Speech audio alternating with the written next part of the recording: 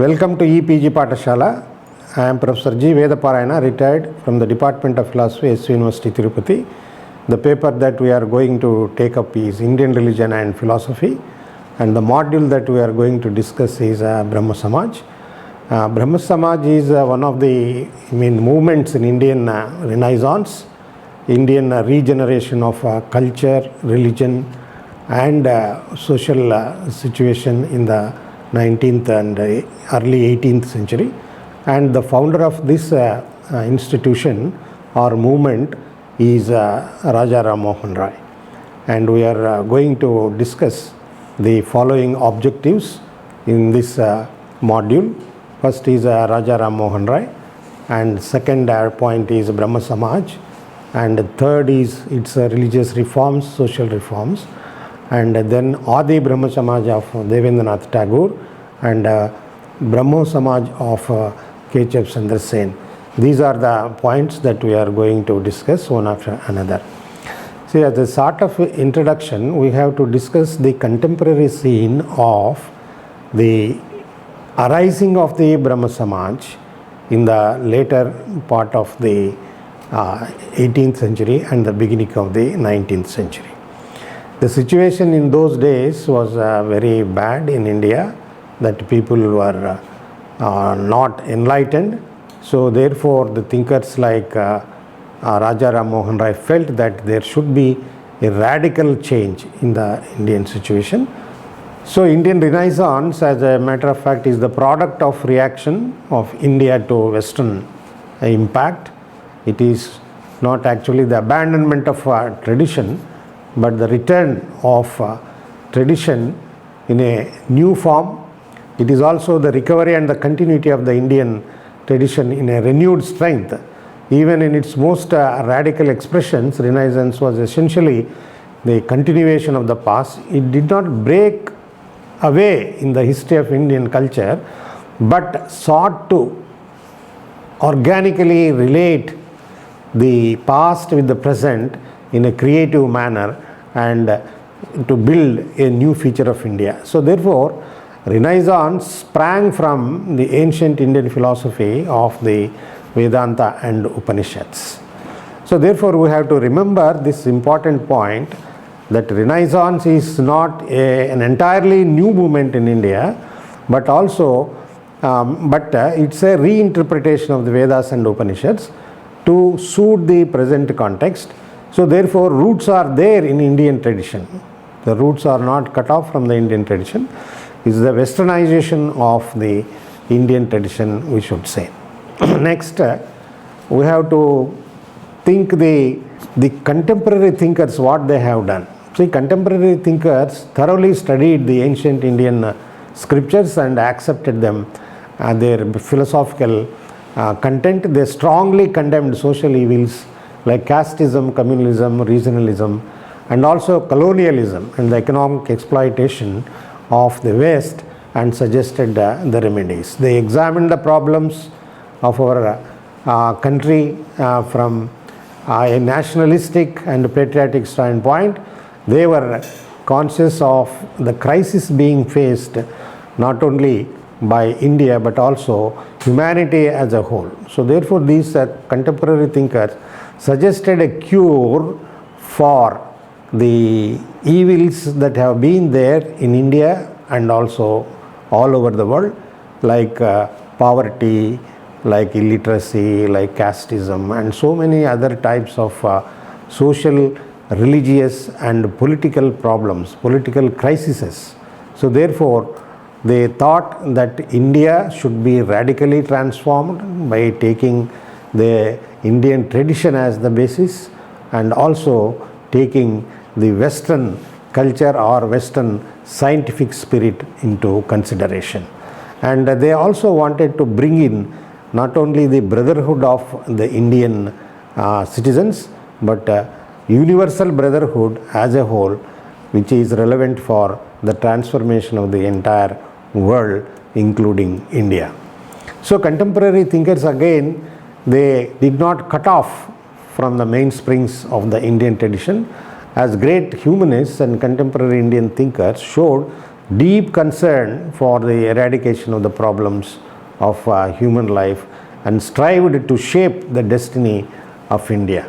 Their humanistic ideas consist in their struggle against the foreign domination, economic exploitation and social evils like caste system, untouchability, sati, the system of sati and child marriages. It represents, that is Renaissance represents not only the nationalist mainstream of pre-independent period, but also it reflects the totality of the Indian spirit and civilization. It's a synthesis of the ancient Indian values with modern Western science in a creative and productive manner, in the sense that they wanted to keep both the tradition, that is the Indian tradition and Western tradition, alive, because they are mutually complementary, not contradictory to each other. The West has to learn from Indian tradition and the Indian tradition has to learn from the Western scientific spirit and scientific discoveries, and also the scientific civilization that has given by the Western thinkers. So Raja Ram Mohan Roy is one of the pioneers of Indian Renaissance, because he went to West and studied there. Therefore he saw that Indian situation is very bad and India has to be radically transformed and reformed to its roots, at the same time by not totally cutting off from the Indian tradition. And Raja Ram Mohan Roy, in a matter of his details, he was born in a small village called Radhanagar in Bengal in 1772. He belonged to the family of a Brahmin. He mastered almost all prime languages of the world, that is Sanskrit, English, Hindi, Persian, Hebrew, Greek and Latin, and he made use of the knowledge to study the religious books, the knowledge of many languages. He utilized it to study all the religious scriptures of all major traditions in the world. And he was the first religious reformer of the 19th century, and his efforts left a deep impression upon the social and political and religious thinking of India. He canvassed to include scientific education along with the Oriental studies of India. And as a social reformer, Raja Ram Mohan Roy focused on the deplorable condition of women particularly, and he campaigned for the abolition of sati, child marriage, and for female education, against the practice of priestly hypocrisy and also idol worship and ritual and sacrifice. As a staunch champion of the freedom of press and expression also, he liberated the countrymen from the shackles of orthodox, dead tradition and a blind practice of the traditional beliefs. So he was the torchbearer, as a matter of fact, of the civilization and the enlightened forces of the West, and preserver of the best creative traditions in India. So therefore this has to be remembered very well, that even though Raja Ram Mohan Roy was greatly influenced by the Western scholarship, which he has derived by going to the West and having studied in the Western universities, but he did not dispense with the Indian tradition totally, but he took what is best in the Indian tradition and tried to amalgamate or synthesize it with the Western knowledge or Western scientific spirit. He has humanized religion, rationally interpreted the past, and also he extended the reason to understand the problems and also giving solutions to social political situations or crises. So his religious reform in India was of prime concern, and he published in both English and Bengali the abstract of the Vedanta Sutras. This is very important that we have to remember, because he believed that Vedanta Sutras or Vedas and Upanishads are having the highest wisdom, and they have to be given to people in a very subtle and nutshell form. Therefore, he wrote an abstract of the Vedanta Sutras, and his position was that Upanishads taught the pure theism, uncontaminated by idolatry.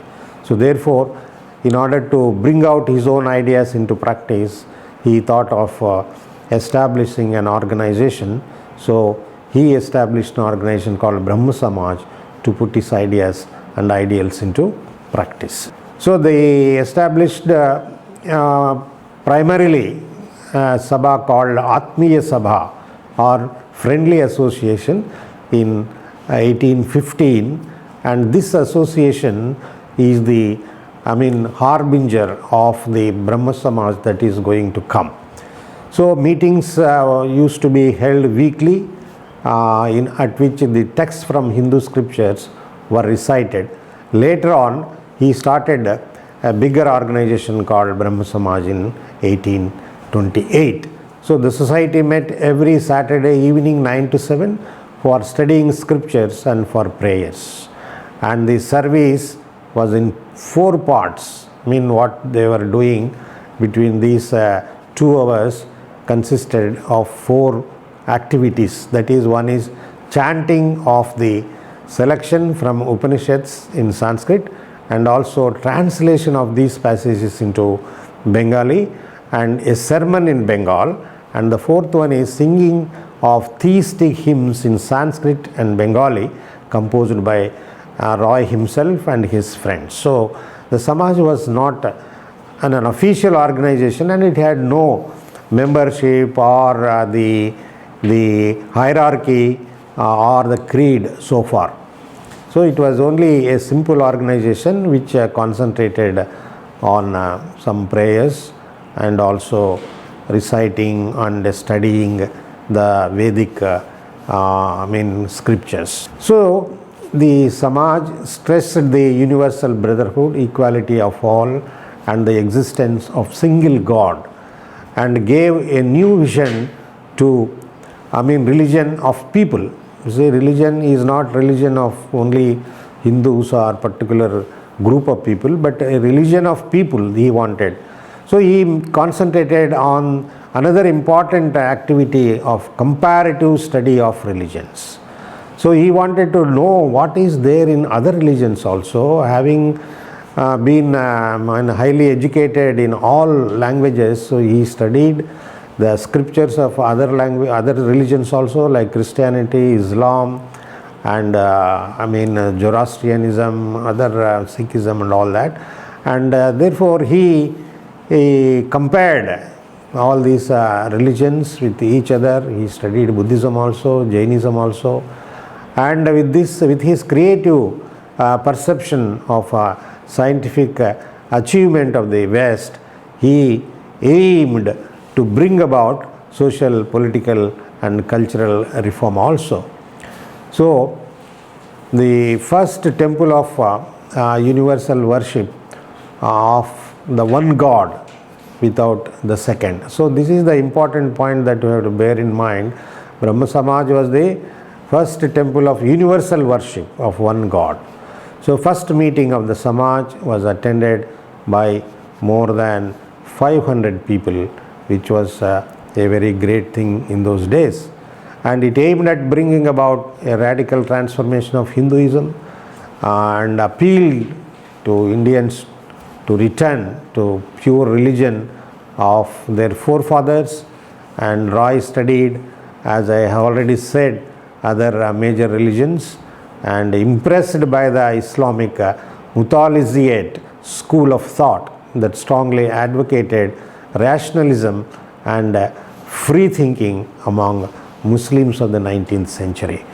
He went to Tibet also to obtain information about the doctrine of Buddhism. Christianity played an important role in molding his religious outlook. He described Christ as the greatest humanist and the epoch-making guide of people. So Samaj was to create a new religion on the basis of rational interpretation of the scriptures. So Samaj laid a great stress on the comparative study of various religions, as I mentioned earlier. Samaj recognized monotheism or monism as the foundation of true religion. And therefore, in 1804, the Samaj brought out the important work entitled Tofatul Muhawuddin, which means a gift of the monotheist. So main thesis of this book is that God is one, though different religions worship him in different forms. Samaj insisted on testing every religious dogma with reason and experience, taking all that is best in all religions and accepting that every religion contains certain amount of truth which is the same as God. And also Samaj came to visualize the necessity of the universal religion and cosmopolitan outlook. It functioned on the idea that all religions preach the common message and their followers are all brothers and sisters. It also held that original scriptures of all religions are revelations of the one universal religion. So this is the greatest contribution that Raja Ram Mohan Roy or the Brahma Samaj in particular that has contributed. So it did not dispense with the other religions. It recognized the importance of other religions and it took the essence of other religions into consideration. But at the same time, Raja Ram Mohan Roy believed that what the Vedas and Upanishads or what Hinduism preaches is the best of all religions, and it also contains the highest essence, the wisdom of all religions. So Samaj began to champion the ideal of religious liberalism. This is a very important point that we have to bear in mind. Even in religion, there can be liberalism in the sense we have to give space to other religions also. So Ram Mohan Roy's greatness lies in teaching liberalism even in respect of religion in the 18th and 19th centuries itself. We are now talking about liberalism in politics or nationalism, but Ram Mohan Roy taught liberalism in religion itself. So he attacked ignorance, dogmatism, hypocrisy and ritualism in religion. He tried to bring Hindus back to the purity of ancient Hinduism. He also tried enlightening the Hindus by making them familiar with the sublime truths of Vedas and Upanishads. He repudiated idol worship, preached religious toleration and Catholicity. Catholicity means being very inclusive of all religions, not excluding people, saying that only Hindus are greater or superior to others and others are not allowed to take part to know what is there in Hinduism or Hindu scriptures. So he repudiated idol worship and preached religious toleration and Catholicity, regeneration of old values to revive self-confidence among the Hindu people, seeing the truth contained in other religions like Islam, Christianity. The Samaj found out a solution to the various problems confronted by the Hindu society. So he harmonized the theistic elements common mainly to the faiths, namely Hinduism, Christianity and Islam. Samaj was convinced that the worship of one God must be in the spirit with the true dictates of Hindu Shastras, and God is in accordance with the purest principles of morality. The core of Hinduism alone formed the basis of universal religion on which all people could unite and peacefully coexist. So it establishes the universality of Hinduism by interpreting its religious texts and tradition in a creative way. So these are some of the very important religious reforms that Brahma Samaj Raja Ram Mohan Rai in particular and also its members tried to bring about. So some more religious reforms, or Samaj was known for socio-cultural and political transformation of India also. I mean, apart from the religious reforms, we are going to take up social reforms now. So the Samaj wanted to base India on new structure in all its dimensions, not only religiously but socially, politically and culturally also. So it inaugurated a new era for the Indian people. It proclaimed the principles of individual freedom, national unity, solidarity and collectivism. It worked for the democratization of all social institutions and human relations. It recognized the need for a radical transformation of Hindu structure, launched a movement against socio-cultural evils such as sati, polygamy, unnatural division of caste and widow marriages. So some more social reforms that were advocated by the Samaj are emancipation of women from social inequality, early marriages, enforced widowhood. It also championed the right of Hindu female to inherit property. It described the custom of sati as a barbarous and inhuman practice. It maintained that no Shastra have ever sanctioned the custom of sati. The Samaj saw to it that sati was abolished by the government.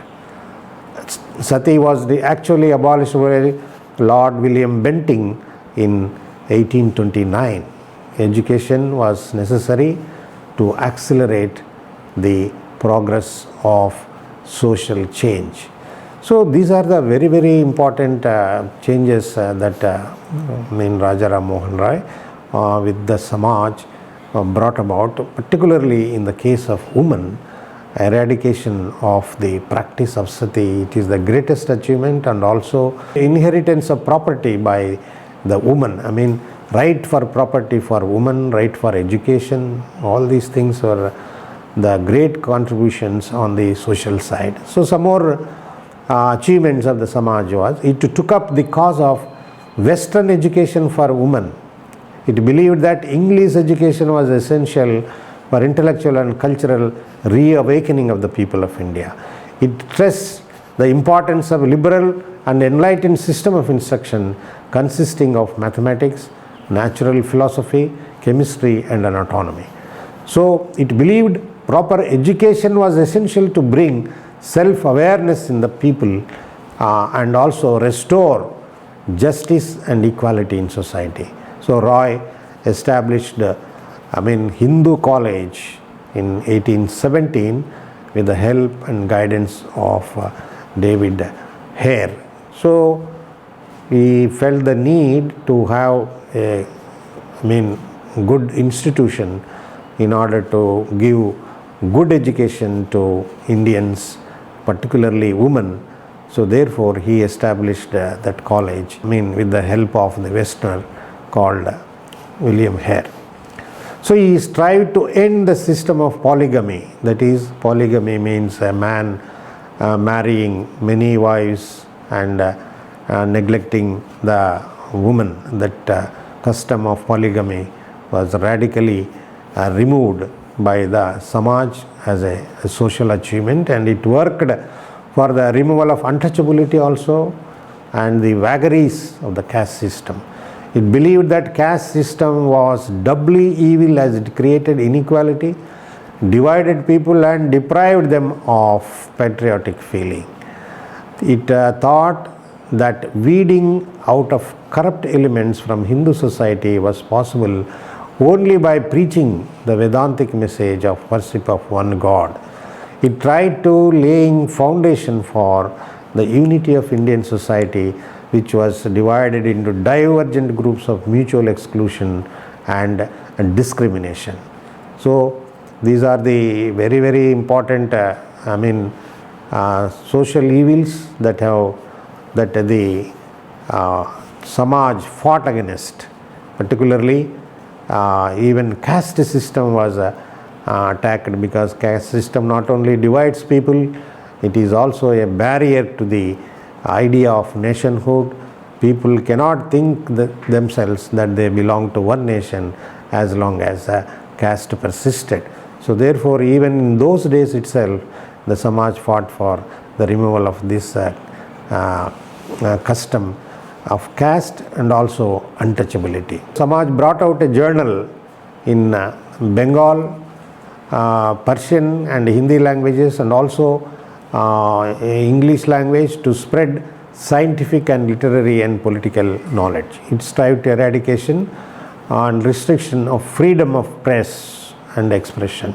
Samaj gave rise to national consciousness among the people of India. Politically, this is also important that Brahmo Samaj stood for liberalism, as I already mentioned, liberalism not only in religion but also liberalism in politics also. So it believed that a British rule could lead to the amelioration of the Indian masses. So this is the very important point that we have to bear in mind, that Raja Ram Mohan Rai or Brahmo Samaj had the courage of proclaiming that British rule was not totally bad, totally a negative factor, because it also contributed for the development of India, for the enlightenment of India. Because of the British rule, we could learn English and also some of the major texts or major literature from the West, which has really helped Indians to know what is scientific spirit, what is civilization apart from our own religious texts. So therefore he praised the British rule against many people who were totally against the British rule in India. Preservation of civilizing and enlightening forces of the West, as well as the best creative traditions in India. So socially, this is another important point that Brahmo Samaj has concentrated. And it also believed that modernism should strive to eradicate the barriers of division among people and lead the entire humanity to salvation. Brahma and Dharma are not different. This is another thing that it taught. Samaj stood for the unity not only for Indians but also entire human race, humanized religion and the rational interpretation of the past, extension of reason in understanding and solving religious, social and political problems. And it marked the beginning of a continuous movement of modern civilization in India. Then this is a very important thing that we have to bear in mind, that Brahmo Samaj taught Brahma and Dharma are not different. In the sense, Dharma is generally understood as a social concept. Dharma means justice.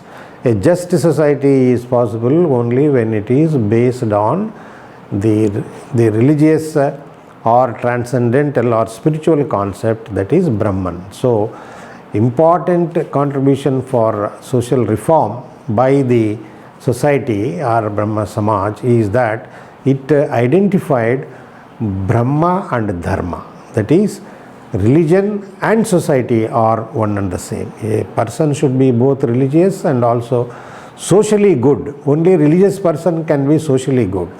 He should be a good citizen. So therefore it has synthesized both religion and politics, or religion and society. Then we move on to another branch, that is Adi Brahmo Samaj of Devendranath Tagore. So what happened after the demise of Raja Ram Mohan Rai? What are the changes that have taken place in Brahmo Samaj? Who has taken over his successors and all that? So the immediate Samaj that followed is Adi Brahma Samaj, which was established by Devendranath Tagore, one of the great followers of Raja Ram Mohan Roy. So when Raja Ram Mohan Roy died in Bristol after a brief illness in 1833, Devendranath established a new society called Tattva Bodhini Sabha, or in English it is called Truth Teaching Association, in 1839. It used to meet weekly for religious discussions and once in a month for prayer. The Sabha started with only 10 members and the number soon rose to 500. In 1842, Devendranath and his young friends of the Sabha joined Brahma Samaj. Two societies worked together in tandem with common objectives. So Devendranath was soon recognized as the leader of the society, and he became the Acharya or master of the Brahma Samaj. Then he started a monthly journal called Tattva Bodhini Patrika and established a Vedic school. He espoused the belief that original Hinduism was pure spiritual theism and did not share Roy's deep reverence for Christ. It believed India had no need of Christianity. After some time, Devendranath drew up what is known as Brahmo Covenant, a list of solemn oaths to be taken by everyone who is a member. The members of the Tattva Bodhini Sabha were the first to take the oaths. The new organization came to be known as Adi Brahma Samaj, formed in 1843. It introduced a brief form of prayer for the Almighty called Brahmopasana. The main teachings of Adi Brahma Samaj are as follows.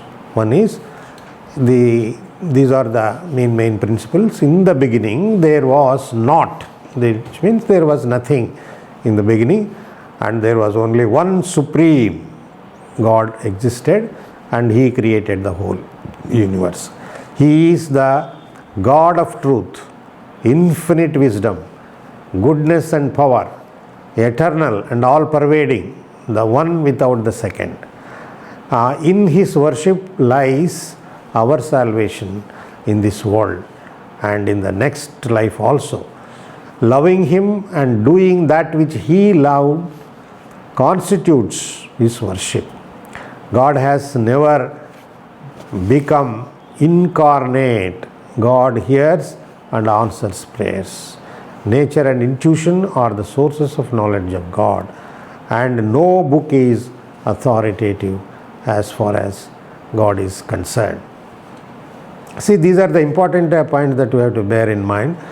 The Devendranath Tagore, he just synthesized God and nature, and it may be called even pantheism, in the sense nature has to be given importance in order to understand what is God. And also he was against the concept of incarnation, which means God came to this world or comes into this world in various forms, in various incarnations. No, God never incarnates. This is the important thing that we have to bear in mind as far as Adi Brahma Samaj of Devendranath Tagore is concerned. So next we move on to another form of Brahma Samaj, that is Brahma Samaj of Keshav Chandra Sen. This Keshav Chandra Sen joined Brahma Samaj in 1857, who was born in 1838, and in a well-known Vaishnava family of Vaidya caste in Bengal, and he developed a youth movement of delivering and addressing preaching about the Brahma Samaj, and he also published journals like Young Bengal, This Is For You, which attracted large number of young men. With the spirit of social service and social reform, it is the bounden duty of every theist that one has to serve the society. In 1861, Keshav started an influential journal called Indian Mirror. In 1862, he delivered a memorable address entitled The Destiny of Human Life. In 1866, Keshav started a new society called Brahmo Samaj of India and invited all Brahmins throughout the country to join it. Original Samaj was called Adi Brahma Samaj because he has started Brahmo Samaj of India. The original one later on was called as Adi Brahma Samaj. But nearly the whole youngsters and more enthusiastic members followed Keshav Chandra Sen, and separation from Devendranath Tagore's organization depressed Keshav, and it threw him back to God. He considered God as the creative force and used the word God force. Design witnessed in nature is sufficient proof of the reality of the Creator. Man's primary duty is to obey the divine will, and he advocated 5 types of activities in society, that is, female upliftment, spread of education, study and circulation of literature, observation of temperance, and charity.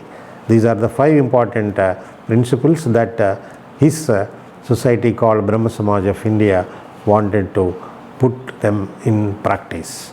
And apart from those, he has also advocated several other principles to be followed, that is, political freedom, and also he opined that the British rule in India was a blessing in disguise.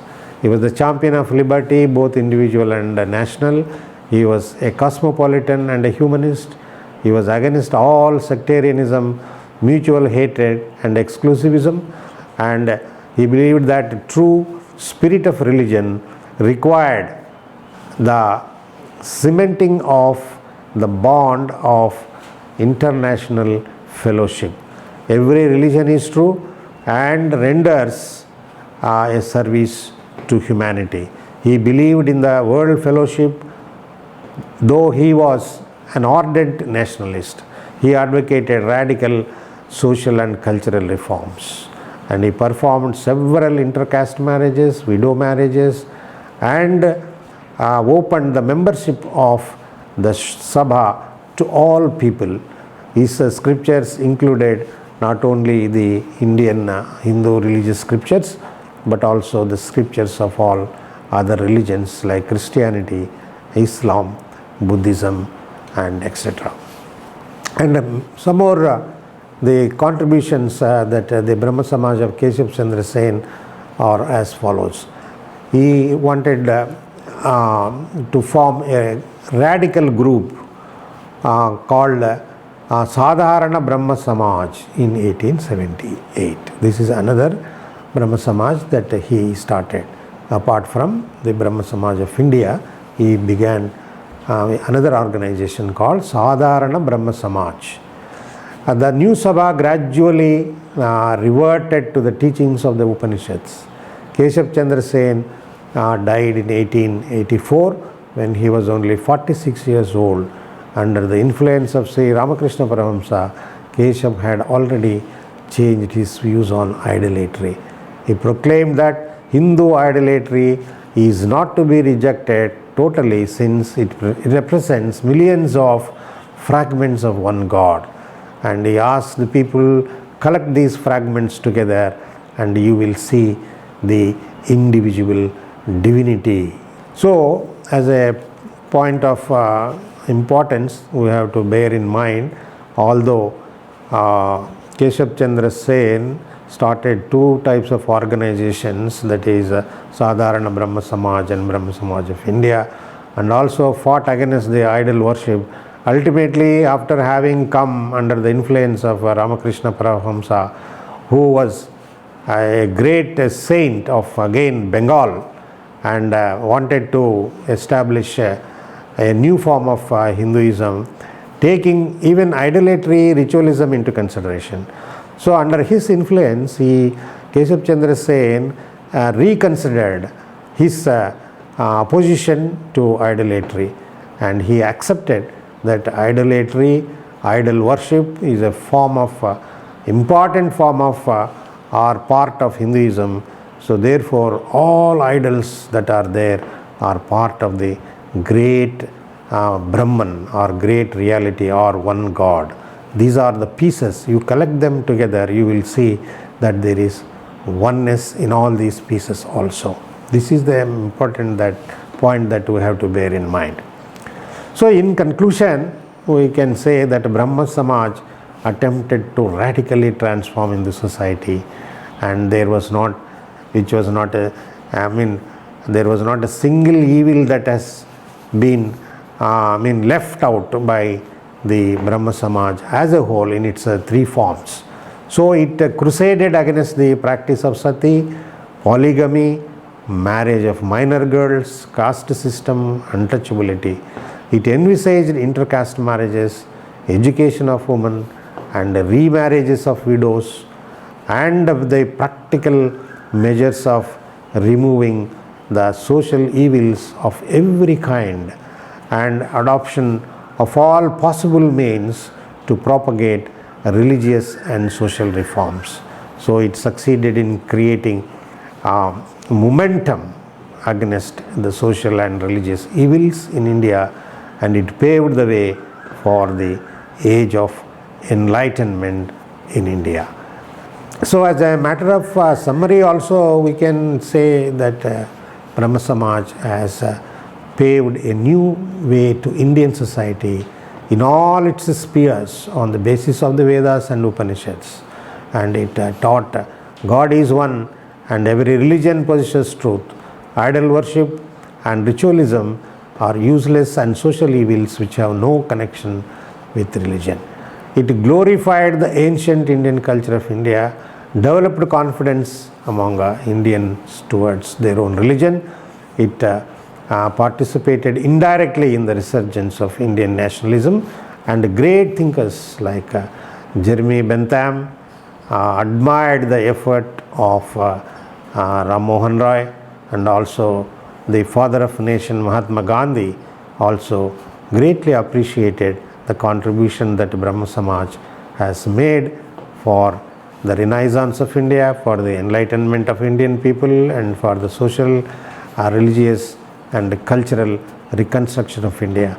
Not only that, even the political field, it brought in a kind of liberalism in politics, and it spiritualized politics also, in the sense that it has taken the traditional truth, the spiritual truth, as the basis of politics and social activity for citizenship and all kinds of eradication of the evils. And it also gave importance to the education of the people, particularly the education of women, which should be the basis for the transformation of any society.